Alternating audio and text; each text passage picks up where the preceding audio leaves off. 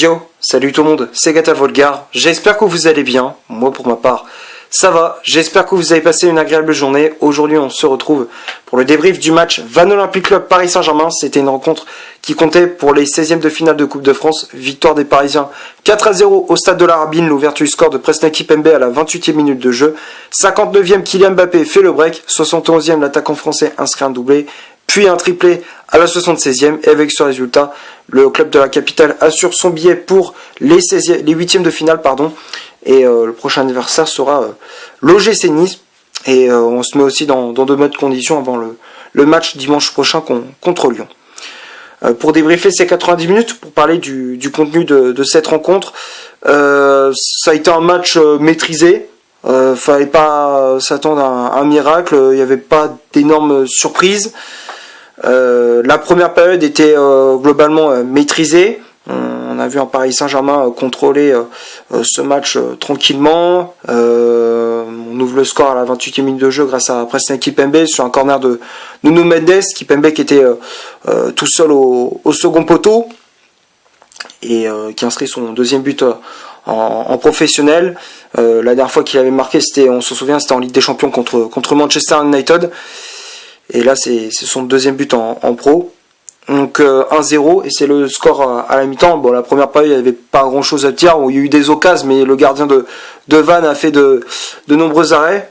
Petrel, il a repoussé, il a retardé l'échéance. Malheureusement pour lui, il s'encaisse ce but à la 28e. Mi-temps 1-0 pour Paris. La deuxième période, Vannes, il y a eu un moment de pression. Vannes a mis un peu plus d'intensité dès le début de la deuxième période, et ils ont eu une occasion sur coup de pied arrêté. Heureusement pour nous, c'est pas cadré, ça passe à côté du but de Donnarumma, et fallait attendre la 59e, l'heure de jeu, pour inscrire ce deuxième but avec Kylian Mbappé sur une longue transversale de Presnel Kimpembe. Mbappé qui prend de vitesse la défense vantaise, et il ajuste parfaitement Petrel d'un plat du pied. Le gardien Vantek avait dévié ce ballon, mais c'est pas suffisant. Ce ballon qui termine sa course au fond des filets. 2-0. Et ensuite, c'est le show Kylian Mbappé est lancé avec un doublé à la 71e sur une récupération de balle de Verratti dans l'entrejeu. La passe pour Edouard Michu qui trouve sur le côté droit Xavi Simons, et la passe en une touche de balle pour Kylian Mbappé. Frappe sans contrôle à l'entrée de la surface, est placé sous la barre de Petrel. C'est parti très vite. 3-0, et 5 minutes après le triplé pour le champion du monde français, Mbappé qui inscrit un triplé avec un 1-2 avec Dina Mbibé qui était rentré en cours de partie, était rentré en cours de match.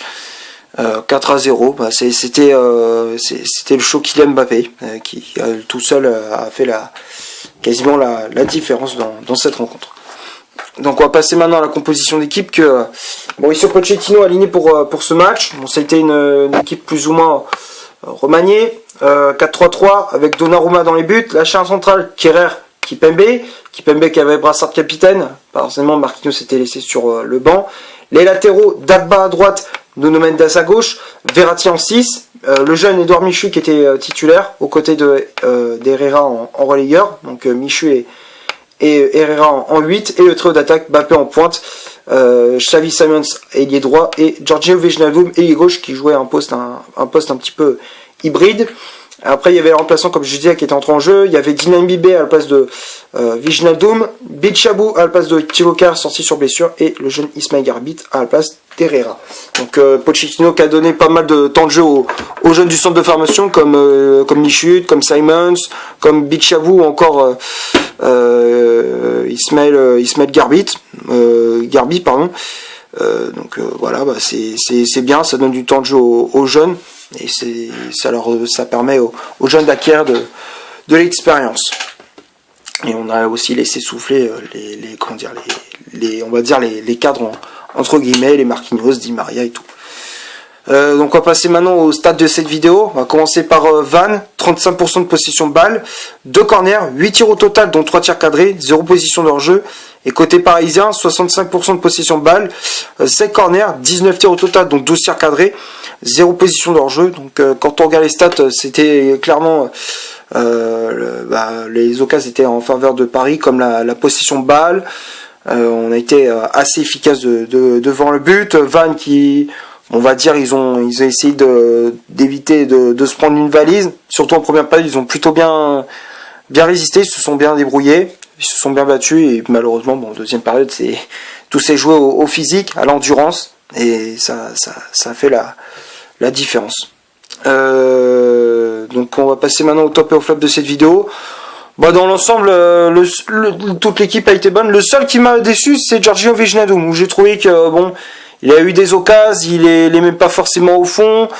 Alors oui, il fait du pressing, mais c'est insuffisant. J'ai trouvé Wijnaldum déjà, il n'est pas dans un poste où il est forcément à l'aise. Enfin, il y joue pas à son poste habituel, c'est-à-dire milieu relayeur. Là, il jouait ailier gauche. Il joue à un poste un petit peu hybride, mais c'est vrai qu'il a été assez décevant. Après, le reste, Donnarumma, il a pas eu grand chose à faire. Match assez relax pour le portier italien. Je le mets dans le top, logique. Kimpembe assez solide. Les latéraux, Mendes et Dagba, ça allait. Défensivement, assez solide. Et offensivement, ils ont apporté de très bons centres. Mendes qui s'est chargé de tirer les coups de pied arrêtés, les a très bien frappés. D'ailleurs, c'est lui qui est à l'origine du but de Kimpembe. Prestation correcte des latéraux. Le milieu de terrain, Verratti, Herrera et Michut. Herrera un petit peu brouillon, mais ça va, il a quand même gratté des ballons, il s'est projeté pas mal de fois vers l'avant. Michut, très bonne prestation, même s'il a perdu quelques ballons dans l'entrejeu, mais dans l'ensemble ça allait, il a pas été mauvais. Verratti, ça prouve on est dépendant de Verratti. On voyait qu'il récupérait le ballon, il faisait tout au milieu de terrain, c'était le chef d'orchestre, c'est lui qui récupérait les ballons, il se projetait vers l'avant, il distribuait les passes pour Xavi Simons, pour Mbappé ou encore Wijnaldum. Donc Verratti, je le mets dans le top, logique. Et Xavi Simons, très bonne prestation du jeune néerlandais qui a récupéré des ballons, qui joue aussi un peu un poste hybride, parce que c'est pas vraiment son poste non plus, il joue plus numéro 10 ou 8 voire 10, c'est plus un meneur de jeu, Xavi Simons. Mais à ce poste d'ailier droit, il s'est bien débrouillé aussi. Il a enchaîné les courses, il a récupéré des ballons. Là, il a fait un bon match. Mbappé, il a été très bon, triplé. Et les remplaçants, Dina Mbibé, Bichabou et Garbi, pourquoi je dis Garbi, je sais pas pourquoi. Garbi, je veux dire. Ismaël Garbi qui a fait une bonne prestation. Ils ont fait une très bonne entrée en jeu. Dina Mbibé qui a été passeur décisif sur le but le troisième but de Mbappé. Bichabou qui est entré en jeu. Etchadai Bichabou était très solide derrière, et Garbi qui a fait une bonne entrée en jeu pour apporter un peu plus de fraîcheur dans le 11 de départ de Pochettino.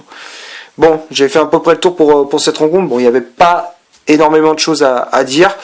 J'espère que ce débrief vous aura plu. Si c'est le cas, vous laissez un énorme like. Tu cliques ici pour t'abonner. Tu cliques ici pour voir une autre vidéo si tu le souhaites. N'hésite pas à faire un petit tour sur mon compte Instagram. Le lien est dans la description. Et d'ici là, portez-vous bien. On se retrouve pour une prochaine analyse. Ciao.